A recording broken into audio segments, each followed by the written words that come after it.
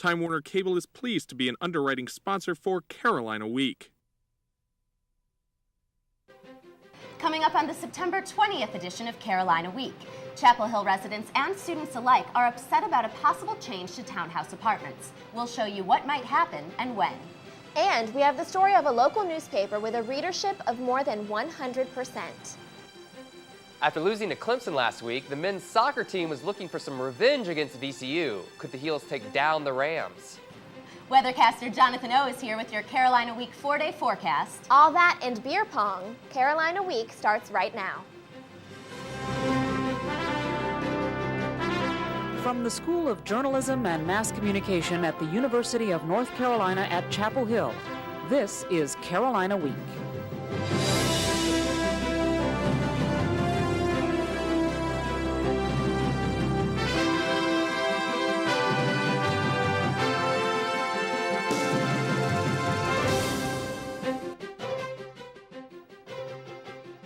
Hello and welcome to the September 20th edition of Carolina Week. I'm Kate Schoen. And I'm Alex Villarreal. Housing is a big part of the cost of college. The townhouse apartment complex has provided affordable housing close to campus for more than 3 decades. But residents might have to move soon. A development company plans to tear down the apartments to construct luxury condos and townhouses. Reporter Joe George has more. Concerned residents and neighbors attended a town council meeting on Monday, during which the Ram Development Company submitted a proposal to construct a new housing complex. The prospective property, called the Residence at Grove Park, will create a high-density residential area on Hillsborough Street. 332 housing units will replace the 111 units of the townhouse apartments. Ram Development's John Florian says his company will create a modern and sustainable community for Chapel Hill. We feel that this project and this opportunity is to be a model for smart growth and sustainable urban infill. Several community members expressed their concerns about the project after Florian spoke. Foremost to my family is the issue that increased housing will bring increased traffic to Hillsborough Street. Others voiced their opinion regarding the developer's plan to destroy an affordable housing complex. Chapel Hill resident Laura Cole is concerned about the current residents who will have to find new housing. In the short term, there will be hundreds of people who are out of their homes and who need a place to live that's affordable, and they may not have a vehicle. Another meeting about the new development will occur a few months from now. In Chapel Hill, I'm Joe George, Carolina Week. The project is still a concept, and the Ram Development Company hasn't yet submitted a formal application to the town. The Triangle is definitely on the up and up. Money Magazine named one area city the 5th best place to live. From its tree-lined streets to its shiny diner, it's easy to see why Cary ranked so high. The magazine based its rating on low crime rates, high job rates, and a lively art scene. Jillian Bohens works at the Knockabout Boutique in downtown Cary. She has plenty of reasons to love the town. I have lived here all my life, and I think it's great because it has a quaint downtown area and kind of has a small town southern feel to it, but yet it has all the amenities of a big city and has places like Raleigh and Charlotte nearby. Fort Collins, Colorado took the top spot, and Raleigh came in as the 4th best big city in the country. Back in Chapel Hill, sculptures now have a place among the flowers at the North Carolina Botanical Gardens. The 19th annual Sculpture in the Garden exhibit features more than 50 pieces from local artists. You can see artwork made from a variety of materials. You can even purchase many of the items. This one's called They Are Just as Scared as You are of Them. Look out for the statue flashing the peace sign. The exhibit runs through November 17th. In 2002, UNC became the first major university to drop its early admissions program. Now, Harvard has followed suit to level the playing field for low-income applicants. UNC officials say they also ended early admissions to open the door for a more diverse applicant pool. Senior Associate Director of Admissions Barbara Polk says the diversity of applicants hasn't changed. She says the decision to drop the early deadline was based more on perception. We wanted to make sure that students didn't feel that they were at a disadvantage because they did not apply early, or that they were at a disadvantage because their family circumstances didn't lead them to be in a position to be able to apply early. UNC still has an early deadline for applicants, but it isn't binding, and according to Polk, students who apply earlier have no advantage. Whether you apply early or not, here's another reason to be excited about going to UNC. Kiplinger's Personal Finance named our school the best value in public colleges for the 6th year in a row. The magazine rates schools based on the best education value versus the least worry about acquiring debt. UNC ranked ahead of schools such as the University of Florida and the University of Virginia. Chapel Hill is known for more than an outstanding university. The town's own James Taylor is coming home to a packed house for a concert. Many students showed up at Memorial Hall throughout the day Wednesday on a quest for tickets. Even though general admission is $4, 400 free student tickets are reserved for the event. Each person with a valid one card is entitled to 2 tickets, and a distribution is on first-come, first-served basis. It's been 20 years since Taylor's first hit, but many students are still big fans. I've seen him in concert 3 times, and it was like a nice mix of half like adults and half drunken college kids. So I think he does, he's a big fan among our age group. The concert is scheduled for October 1st at Memorial Hall. Taylor will perform with the North Carolina Symphony. Kate, what would you guess the readership rate is for the Daily Tar Heel? I'm not sure. Does it count as reading if you just get it for the crossword? Well, whatever it is, it's definitely less than the newspaper in Dunn, where many people pick up 2 copies a day. Susan Tart has the story. Dunn might not look like a happening place, but the local paper tells a different story. It's full of news, and for some people, the Daily Record contains the only news that matters. It's the only paper that we have that has all the latest news just here for the local area. The Daily Record has been in print for nearly 56 years. Talk to Bart Adams, the editor and publisher, and he'll tell you the paper's policy that keeps it in business. What we strive to do every day is to cover our local communities in a way that other news organizations can and won't do. Many newspapers are losing their readers to the internet, but the Daily Record has a readership rate of more than 100%. One reason is because the paper is released at noon. A hot meal isn't the only thing people are after at lunchtime.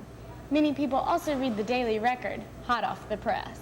People who subscribe to the paper and get it at home might pick up a copy at lunch. And also people who live outside the city zone, they might come into town and pick up a single copy. Why do people buy a few copies? Hoover Adams, Bart's father and founder of the paper, writes a column called These Little Things. He knows what people want to read. You want to know who had a baby, who died, what the church is doing, what the city hall is doing, and people are hungry for news. And hungry they are. Dunn native and UNC Chapel Hill student Annetta Grindstaff saves clippings about her friends. They print everything about everybody, whether it's school accomplishments or someone who's going to jail. Anything you could possibly want to know is in the paper. Actually, getting down to it, little things, pretty much like a gossip column. But Bart will be the first to tell you that printing news about people for a small town can get a bit messy. Sometimes people think, we kind of thrive on, controversy. And believe me, there are plenty of days where I wish this story didn't happen or that story didn't happen. But for a town of only 9,000, a tell-all local newspaper is important. I read this paper because I want to see who's been naughty and who's been nice. I want to see what's going on in my town. Maybe that's the formula for saving the vanishing newspaper and keeping it on the stands in the U.S. In Dunn, I'm Susan Tart, Carolina Week. Renowned journalist Charles Kuralt called this approach being relentlessly local. Lauderer adds that the Daily Record is more than a newspaper to Dunn residents. It's a community institution. So, Kate, are you on Facebook? Actually, I'm not. I'm a little worried about my information being out on the web. Well, you just need to learn how to protect yourself. When we come back, we'll show you how to maintain your privacy online.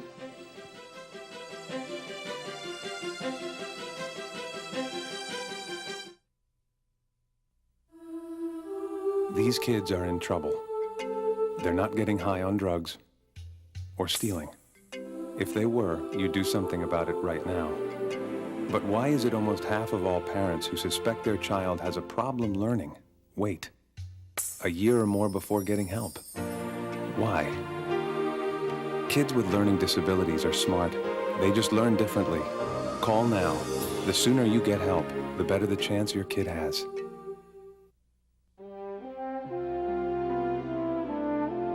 Throughout my career as a coach, I've lived by the simple axiom that behind every individual success story is a team. The success of Durham Public Schools does not depend on one of us, but all of us. Through community involvement and support, we can take a giant step in helping our children achieve their hopes and dreams. You're going to walk with me, and I'm going to help you to be that great soccer player. Do you have a daily ritual of updating your MySpace or Facebook profile? You might not realize the potential danger of that information falling into the wrong hands. Reporter Javon Vital took a closer look at how you can keep yourself safe online. Social networking websites have been growing in popularity since their introductions back in the late 90s. Online weblogs such as Blogger and LiveJournal, as well as Facebook and MySpace, allow readers to take a peek into the life of a total stranger. However, what many people don't realize is that the information you put online can not only be available to just your friends, but to anyone with an email address. Privacy has to do with who your audience is. You're differently private to your parents, to your buddies in your dorm room, to your employer. Library and information sciences professor Paul Jones says students need to be careful about the information they put online, as they are the people responsible for their own privacy. Social networking sites often don't make those distinctions, and that's where folks have to think about what is normative behavior in there, what is acceptable behavior, and what could come back to bite you in some day. So what can a student do to stay safe when surfing the social network sites? Don't post personal information such as your mailing address and your phone number. Be careful when posting photos of yourself, especially if a potential employer could gain access to your online profile. Some pictures could cost you a job. And never give any personal information to someone you don't know. Following these tips should help provide a safer social networking experience. In Chapel Hill, I'm Javon Vital, Carolina Week. Like online privacy, many of you might think you don't have to worry about identity theft, but researchers say 1 out of every 30 students will be targeted.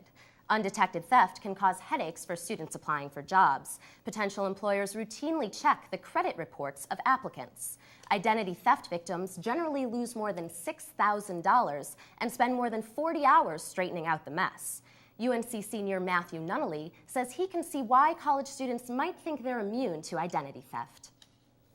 On campus, it's kind of like a closed environment, so many people probably assume that they're safe from identity theft because they know everyone around them, and it seems like it's like kind of like a communal environment. A new book called Surviving Identity Theft lists a number of ways college students can protect themselves. Among them, guard your mail, keep your financial papers private, get your credit report regularly, be cautious when using public computers, and be smart about sharing personal information on the web. UNC's impact on the rest of the world just got a little stronger. The university has received a $21.3 million grant from the Bill and Melinda Gates Foundation. The money will be used to develop new drugs to treat late-stage African sleeping sickness and visceral leishmaniasis diseases, which infect and kill hundreds of thousands of people in developing nations. While UNC tackles some of the bigger diseases, there's something you should know about a more common illness. Summer smog isn't what triggers most asthma attacks. The American Lung Association says attacks occur more often when students are confined to small spaces such as classrooms. The close contact makes it easy to pass germs from one person to another. Attacks can also be triggered by indoor pollution from air vents like these, as well as cleaning products. UNC senior Anna Privet takes extra precaution to keep her asthma under control when she goes to class. Yeah, I make sure to keep my inhaler with me at all times. I keep it in my backpack just in case I have an attack. More than 20 million Americans suffer from asthma. We've often heard how the themes in Shakespeare's plays relate to modern-day life. Now, some recent studies suggest they're also in tune with modern science. The studies looked at the psychological connection between moral and physical purity. They found that people tend to have an urge to wash after thinking about doing something bad, like betraying a friend. And just by washing their hands, they feel less guilty. Researchers call this the Macbeth effect because it's like the famous scene in which Lady Macbeth obsessively washes her hands after Macbeth murders the king. UNC psychologist Jonathan Abramowitz says in some ways, the Macbeth effect is like obsessive-compulsive disorder.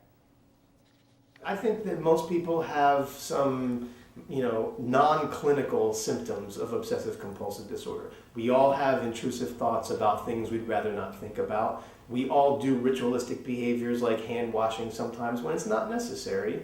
Abramowitz says the results show how people can misinterpret the meaning of their thoughts.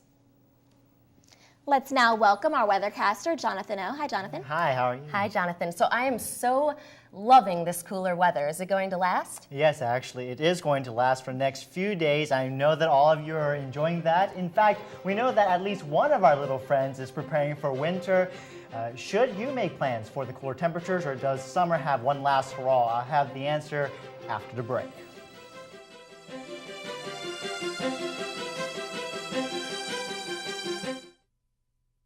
Recycling a glass bottle saves enough energy to run the TV you're watching for 1 full hour. Recycle. It's the everyday way to save the world. Making a can from recycled aluminum instead of from raw materials reduces air pollution by 95%. Recycle. It's the everyday way to save the world. Recycling all our Sunday papers would save over 500,000 trees a week. Recycle. It's the everyday way to save the world. Let your knowledge grow at the North Carolina Botanical Garden. Through public service, research, conservation, and education. The garden brings North Carolina's rich natural heritage to you. It's a beautiful way to learn.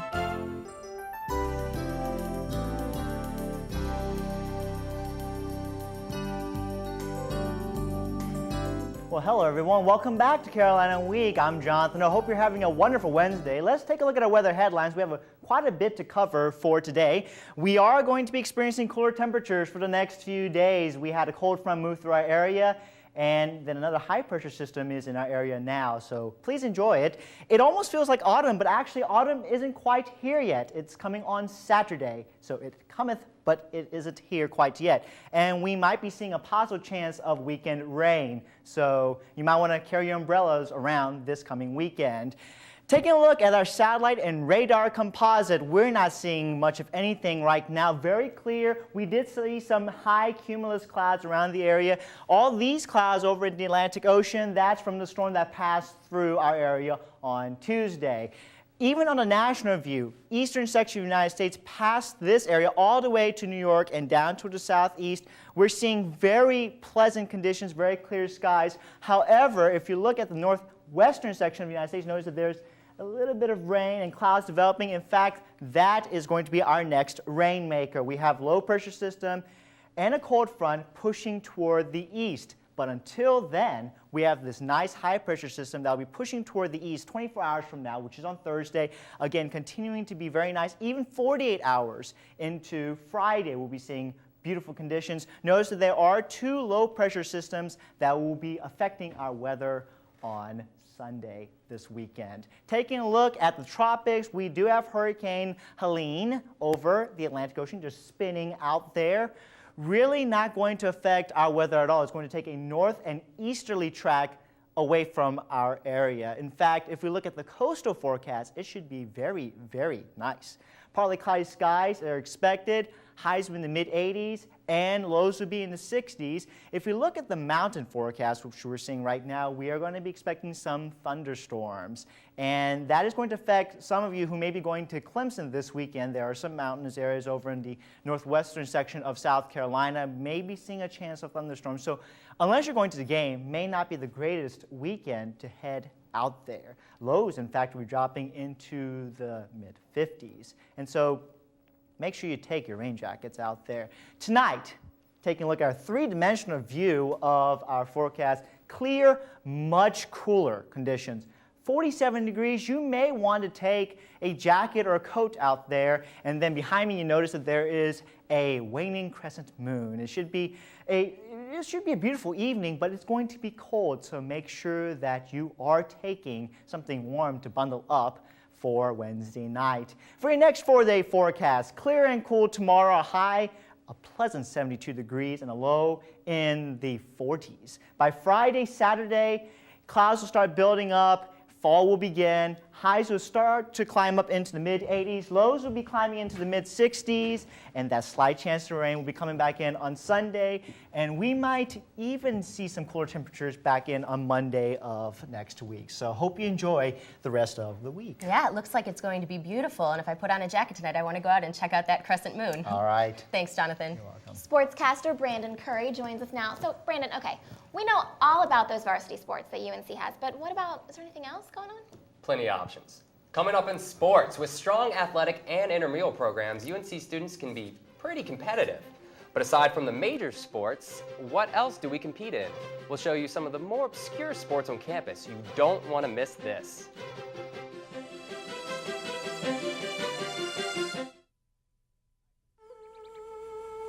I can listen. I can cook. Good. I can coach. Kids with something to do are less likely to do drugs. I can drive. I can paint. I can dance. A little of your time can make a lifetime of difference. I can read. I can help. You can help. Call toll-free 1-877-KIDS-313 to find out about community drug prevention programs. I can keep a kid off drugs.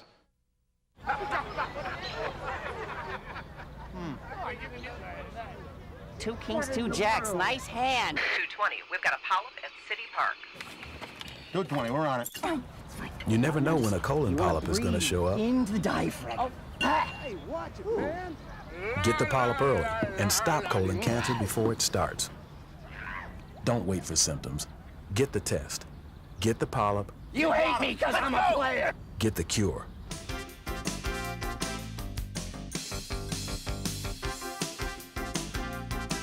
Welcome to Carolina Week Sports. I'm Brandon Curry, and I play an obscure sport called Carolina Week.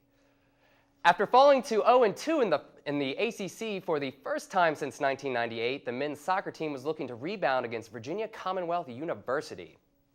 Early in the first half, from a penalty kick, senior UNC goalkeeper Justin Hughes with a Superman save. Second half, VCU finally answers with this shot just sliding by Hughes. Later, sophomore Stephen Brickford, with what is supposed to be a cross, deflects off the defender and right past the goalie, who can't believe what just happened. Brickford again racing up the sideline. Brickford again racing up the sideline, but fouled hard by VCU, earning a yellow card. Well, that's right, hang your head in shame. I had a chance to catch up with Brickford after the game and asked him about the foul. Well, they're down 2 goals, and, nobody really likes losing that much, especially, there's not much time left in the game, and, they just get frustrated, and something like that's to be expected. Heels go on to win 3-1.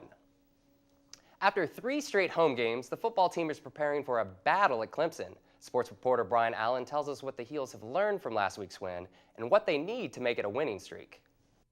5 yards, including a 58-yard screen pass to Ronnie McGill for a touchdown on his first pass of the game. McGill will also be a key part in the Heels' chance at an upset bid. He rushed for 114 yards last week and 3 rushing touchdowns, after cramps limited him in the game against Virginia Tech the week before. But all eyes will be on the defense Saturday. After giving up over 200 yards rushing to Rutgers in Week 1, Carolina gave up an astounding 521 yards to the Paladins, who seemingly moved the ball at will against the Heels' front line.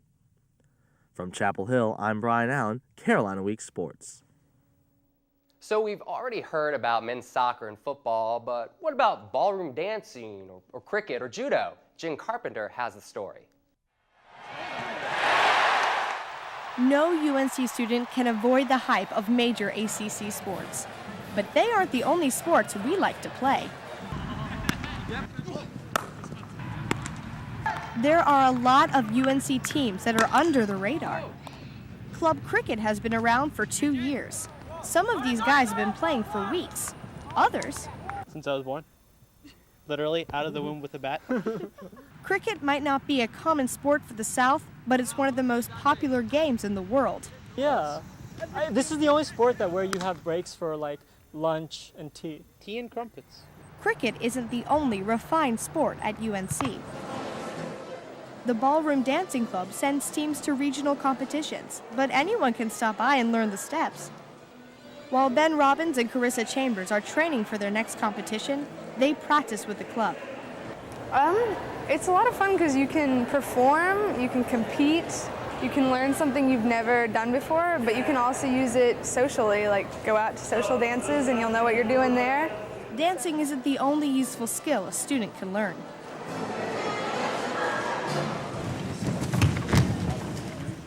Carolina Judo Club provides students with an opportunity to practice Japanese martial arts. I mean, it's a great opportunity to learn about different sports that aren't that well known.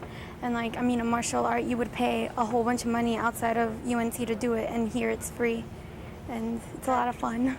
Cricket, ballroom dancing, and judo have all been Olympic sports, and well-deserved. So next time you're dreaming about being a UNC sports star, remember there's more out there than you think. In Chapel Hill, I'm Jennifer Carpenter, Carolina Week. Those obscure sports are a lot of fun. I myself, I play ultimate frisbee, played it for a while, it's a lot of fun. Don't have any talent for football or basketball. Any ballroom dancing experience? Earlier, cotillion, long story. We'll have to talk about that later. Well, thanks, Brandon. So, speaking of unique sports, Alex, have you ever played beer pong? Actually, I haven't, but I'm going to take a wild guess and say that you have. Yes, I have. And as far as I can remember, it's a lot of fun. When we come back, we'll show you how one local group is bringing beer pong to the masses.